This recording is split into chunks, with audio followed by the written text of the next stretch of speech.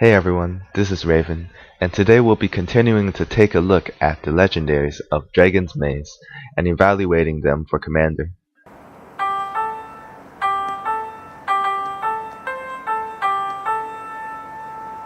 Murkovosk, Mind Drinker, is the Dimir champion and is a 5 mana 2/4 creature that takes 1 blue, 1 black, and 3 colorless to cast.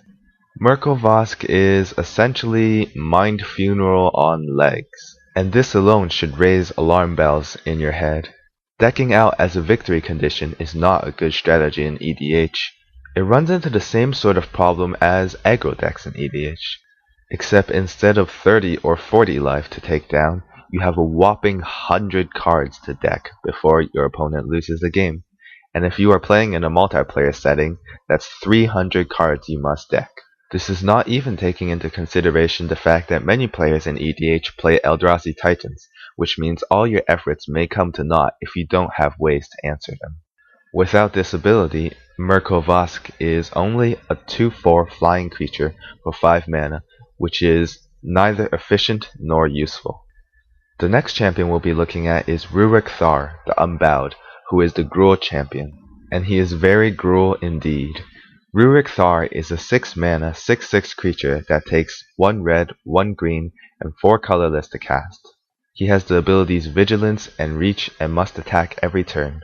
He also punishes players for casting non-creature spells. This includes you.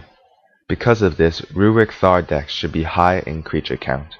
Rurik Thar has an efficient body for his cost, as can be expected from Gruul, and Vigilance and Reach help him serve as an admirable blocker while maintaining the offensive pressure by attacking every turn. The only real reason to play Rurik Thar, however, is his Punisher ability, which deals 6 damage whenever a player casts a non-creature spell.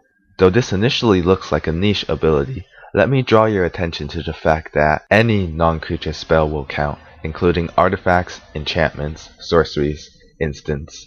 This immediately turns Rurik from just a headache for spell-heavy blue players to a headache for everyone. Rurik Thar's mere presence slows down the game considerably, preventing ramp players from playing ramp, blue players from playing draw, and virtually forces removal by players who aren't able to deal with him, at which point Rurik happily doles out 6 damage to the player who killed him. It is recommended to run Rurik Thar with an aggressive, creature-heavy deck to take advantage of the damage he deals. Other synergies include lifelink, damage doublers, and other Punisher effects such as mana barbs. Overall, Rurik Thar is an interesting commander that certainly has potential. He will manage to draw threat like crazy in a multiplayer setting though. Tajik, Blade of the Legion, is the champion of the Boros Guild and is yet another aggro commander. Tajik is a 4 mana 2/2 creature that costs 1 red, 1 white, and 2 colorless to cast. Tajik encourages a swarm-style gameplay to activate his Battalion bonus, and is rather difficult to remove given that he is indestructible. Many problems plague Tajik, however. Firstly, without his Battalion bonus, Tajik is a 2/2 creature. Secondly, Tajik's Battalion boost is purely selfish. This means he does not facilitate the very playstyle he is forced to be played with. Thirdly, Tajik neither has haste nor trample. The lack of trample makes him, even as a 7/7, very easy to chump block, while the lack of haste and the necessity of setup makes him very slow for an aggro commander. Finally, Tajik is also plagued by the problems of every other aggro deck in Commander. As a red-white aggro commander, Jorkadin, the Prevailer, just feels that much stronger given his abilities to boost his allies and his innate status as a 5/4 first striker. Valraz the Scarstriped is the Golgari champion. He is a 3 mana 2/2 creature that costs 1 black, 1 green, and 1 colorless to cast. Varolz plays with the traditional green-black philosophy of play things with value, then get more value out of them when they die. A Varolz deck will likely end up being a resilient, mid-range deck with sacrifice effects such as Grave Pact and discard to get your cards into the graveyard. Dredge plays strongly in a Varolz deck. A couple of interesting card synergies include Force of Savagery and Death's Shadow, which allow you to super buff your creatures for a low mana cost. Varolz is definitely an interesting commander.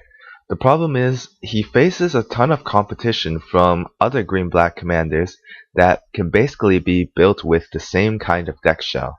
These commanders include Savra, Queen of the Golgari, Glissa, the Traitor, and Gerard, Golgari Lich Lord. And these commanders are all very, very strong in their own right. Personally, I don't see any reason to choose Varolz over his competition. Voro of the Hullclade is the Simic champion, and is a 3-mana 1/4 creature that costs 1 blue, 1 green, and 1 colorless to cast. Voro, to quote from his flavor text, holds infinite possibility. He is the Johnny player's dream. There are so many synergies that could be abused through the use of +1/+1 counters that it would be impossible to list them all. To name a few notable ones, however, Zamek Guildmage ensures that every creature you have has +1/+1 counters on it for you to abuse, and also uses those +1/+1 counters himself to draw you cards. Batham Mage, providing you can get a +1/+1 counter on her, becomes a crazy card drawing machine. And this should not be difficult at all, considering that she has the ability to evolve, and that Voro himself can trigger the evolution. Spike Weaver and Voro ensure that you have infinite fog, so long as both pieces remain intact. Finally, the use of Tangle Wire with Voro may quickly lose you your friends. Voro has so much potential in such a neat, efficient package that he is just begging to be built around, and I cannot recommend him enough as a commander. This concludes our look at the legendaries of Dragon's Maze. I hope you enjoyed the ride, and maybe learned something along the way.